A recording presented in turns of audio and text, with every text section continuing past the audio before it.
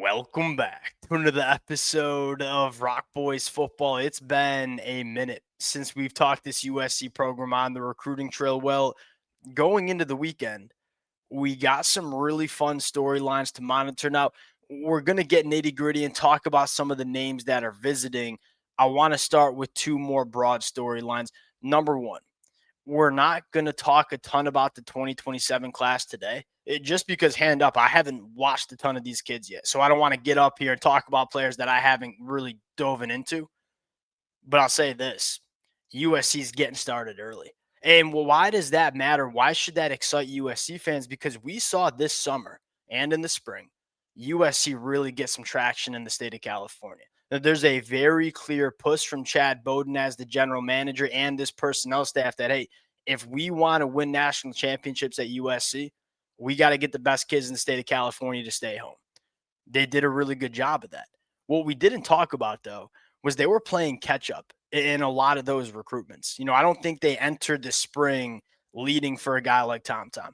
I don't think they entered the spring or summer leading for a guy like Mark Bowman, but you saw USC play catch up and get some of those commitments done. This is going to be a little bit different in 2027 because they've gotten an early start. I would guess that most of the kids in the state that USC wants, they're probably going to be leading with going into the spring, going into the summer. You thought in-state recruiting was good in 2026. I think it's got a chance to be even better in 2027. And on top of that, the early feedback and returns we're getting about that group in-state in 2027 is it's really damn good. And so if you're a USC fan, you're really excited about what 2027 can be. Now, as it relates to 2026, most of the work's already been done. We said in the summer, if USC signs the class that we see highlighted in red, they're going to be really damn happy. But I don't think USC was going to be done. I think what USC was going to do is, hey, let's lean into some senior year evaluations. Let's try to find some players that maybe are flying under the radar that we think we can find value with after their senior years of football. We got a couple of those names to talk about as well. I want to do just a general conversation of where USC might decide to go at the end of this 2026 class. Before we get into it, as always, the USC fans, appreciate you guys. It's been a blast. Probably the most fun I've had talking on the recruiting trail was USC during the spring and summer. And I think it's going to be the exact same thing going into the winter, spring, and summer next year as well. The amount of support this fan base continues to show the boys amazing.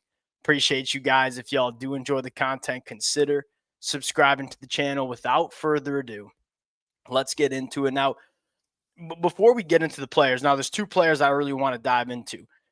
Sefa Saki from the state of Ohio, who is brand new to the sport. Just started playing football during his senior year. He's 6'7", he's 205 pounds, looks just like a freak show athlete. Don't really know what he's doing as a football player yet, but man, is that athletic profile intriguing. That's the first guy we're going to talk about, but I want to start with this. What are the positions that we think USC will prioritize to finish out 2026? That's the thing that I love about where USC is there's a lot of other programs across the country that I think they like their class, but there's some pretty glaring holes.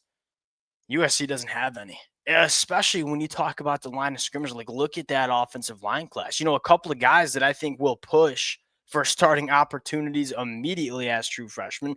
Then you look at the defensive line class they have bringing in. A lot of those guys are going to be playing for USC in 2026 as well. What you love about USC's class the most, it's really damn complete.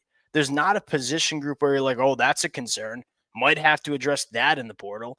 The second thing is it's been really quiet in terms of your guys who are committed, doing some funny business with some other programs, which I really do appreciate. I know it was a really contested conversation back in the summer and spring when Xavier Griffin decommitted from USC because USC didn't let him take visits while he was committed.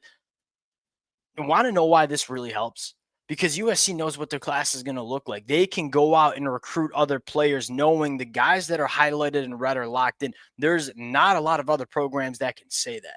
I think that's a massive benefit when you're trying to round out your class.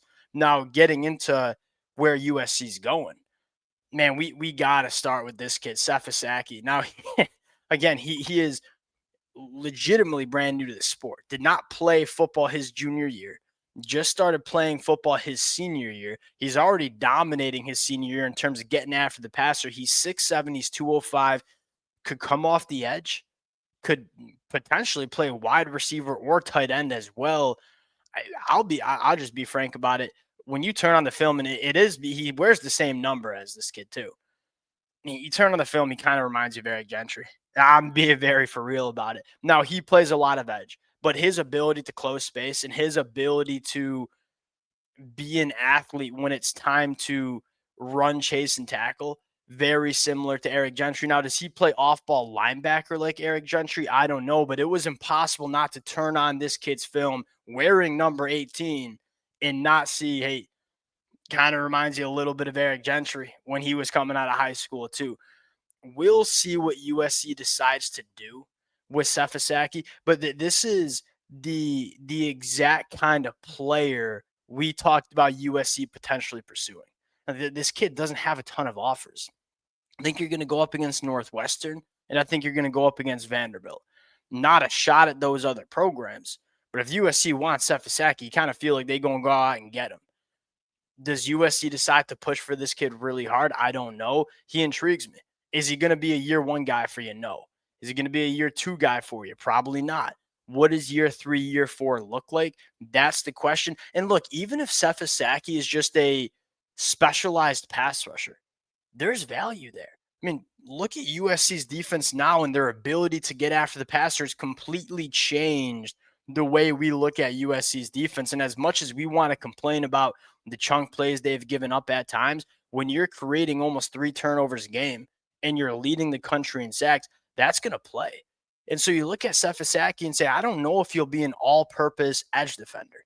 In fact, I don't think he will be. But if you can just have this kid play 15 to 20 snaps a game as a situational pass rusher, sign me up. Plays extremely hard, has a really good first step for the sides and some nice length. We'll see what USC decides to do. I would encourage USC fans to just go watch a game of him in the senior year and say, all right, this kid has just started playing the sport and he's already flashing in a big time way. This is the exact guy. If I'm USC, hey, I got guys that I know will be good football players, right? You go back to USC's class specifically in that edge room and say, Braden Jones, Samote, Luke Waffle, they're about as blue chip as it gets. They're going to be contributors, and all three of those guys are probably going to play pretty damn early. You can afford to take a risk on Sefasaki. If he doesn't work out, he doesn't work out. You got multiple other guys that you know will work out. But if he does, and he puts it all together, you might have a guy that can really do some damage as a pass rusher. Now, the other name that intrigued me was Antoine Baker from Texas. You know who he kind of reminds me of? A little bit of Alex Graham. Two-way guy, plays multitude of different positions in the back end. He'll play deep safety. He'll come up and be a box safety. He'll play a little nickel. He'll play a little boundary corner. Those were all the things that Alex Graham did too. And Alex Graham was just a good football player. He gets on campus for USC. I know he's banged up right now, but it sounds like he's going to play when he's back healthy for USC. Antoine Baker kind of reminds me of that. It's like he can play safety, can play nickel, really comfortable along the line of scrimmage. He's a lengthy guy, 6'1", 170, needs to fill out the frame. But I will say this, doesn't lack any physicality. So if you want to play him as a box safety, play him as a nickel, I ain't that concerned about his ability to come up and support the run, which is vital when you're talking about nickel corners. USC likes these kind of guys, man. Like the guys that can do a bunch of different things, we can move around. Antoine Baker, it kind of fits what USC wants, and he's just a solid football player.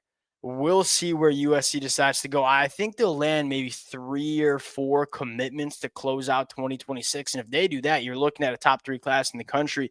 Then can you stack it in 2027?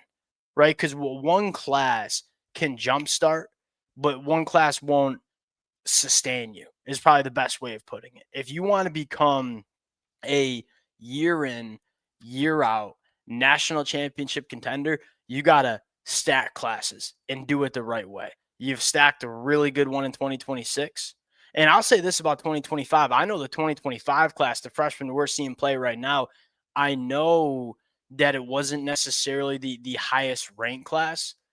If you're a USC fan looking at that class saying that might be a lot better than we thought. Like Floyd Bicard, he was a 3-star. Y'all know how I felt about him. He's going to be a dude for USC for multiple years. And you obviously got Hassan Longstreet.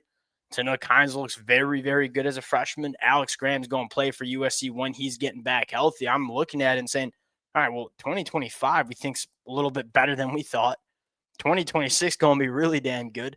Can you do it again in 2027? You stack 3 classes like that, all of a sudden we're talking about USC as a team that, for the foreseeable future, if they keep recruiting like this, going to have an opportunity to win national championships. And look, that's what it's about, right? You want to put the talent on the roster that every single year you can compete at the highest level. Does that mean you're going to win a national championship every single year? No, it doesn't. You look at a team like Ohio State, you look at a team like Georgia, they have the opportunities to win it every single year because they have the talent on the roster. USC's getting there with what they're doing on the trail. We'll see what happens with these 2 kids in 2026 that are visiting. I wouldn't be surprised if we start seeing some chips fall in 2027 either. USC's getting a good head start. We'll close it out. Appreciate you guys rocking with it. If y'all do enjoy the content, consider subscribing to the channel, and we'll talk to y'all later. Peace.